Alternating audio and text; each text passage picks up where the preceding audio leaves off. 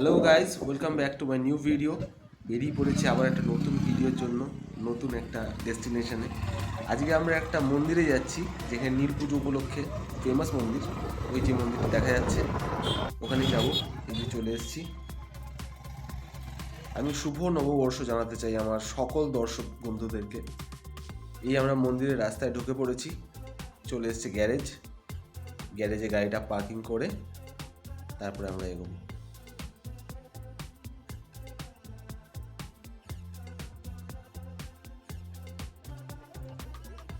বাদাম ভাজা আর এই যে পাঁপড় ভাজা, তারপর জিলিপি, এগুলো ছাড়া গ্রাম্য মেলা হয় না। এগুলো গ্রাম্য মেলার একটা অন্যতম বৈশিষ্ট্য বলা যায়। এগুলো সব কটাই এখানে দেখা যাচ্ছে। বেশ বড় মেলাটা। এটা অ্যাকচুয়ালি মন্দিরে যাওয়ার রাস্তা, যে রাস্তা দিয়েই মেলাটা হয়। বেশ অনেক লোকজন এখানে, অনেক ভিড় বোঝা যাচ্ছে। সামনের দিকটা দেখলে বোঝা যাবে আরও ভিড়।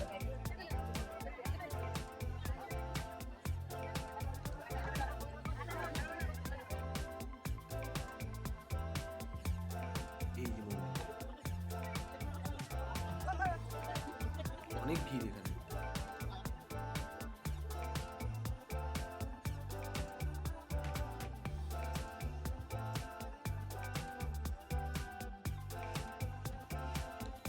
এই যে এখানে দাদারা দর্শনার্থীদের জন্য জলের ব্যবস্থা করেছে, তো আমি একটু জল খেয়ে নিই।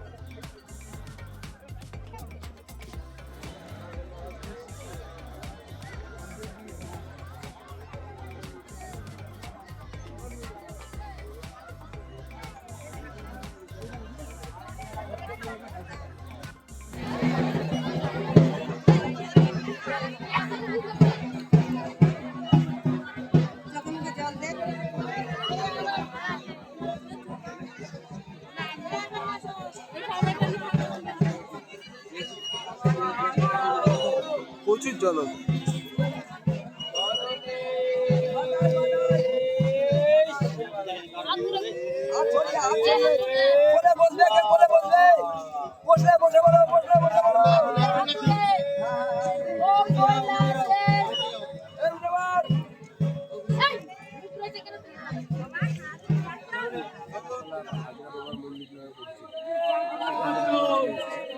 নীল পুজো, এই মন্দিরটা নীল পুজো উপলক্ষে খুবই প্রসিদ্ধ লোকালি আমাদের এখানে।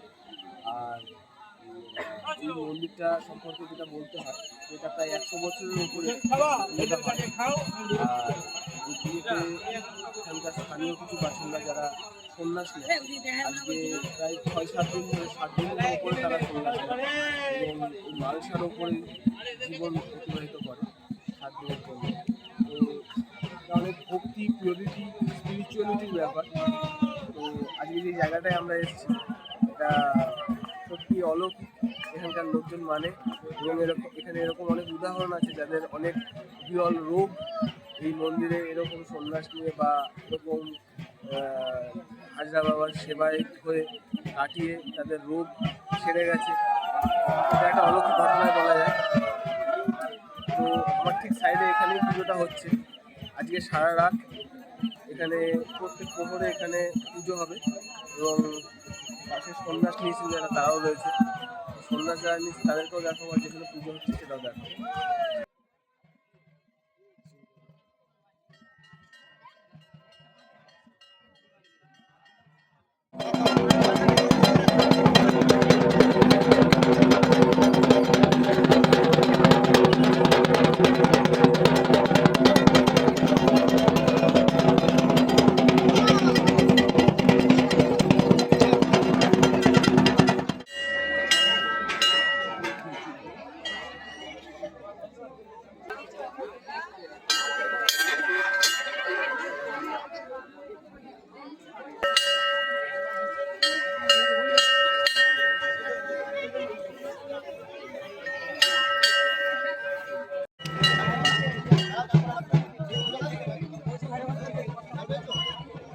দেখতেই পাচ্ছেন এখানে পুজো চলছে এবং প্রচুর মানুষ এবং যারা সন্ন্যাস নিয়েছেন তারা প্রত্যেকেই এখানে বসে রয়েছেন। মন্দির কর্তৃপক্ষ এই জায়গাটার পরিষ্কার পরিচ্ছন্নতা বজায় রাখার জন্য বিশেষভাবে নজর দিয়েছে।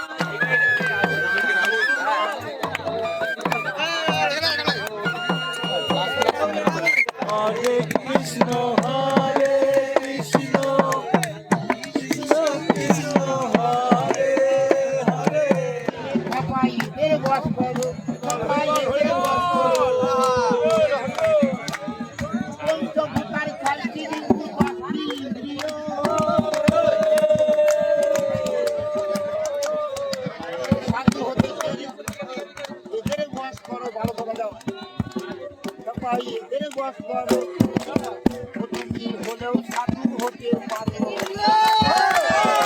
হলেও সাধু হতে পারো, যদি গুরু দিকে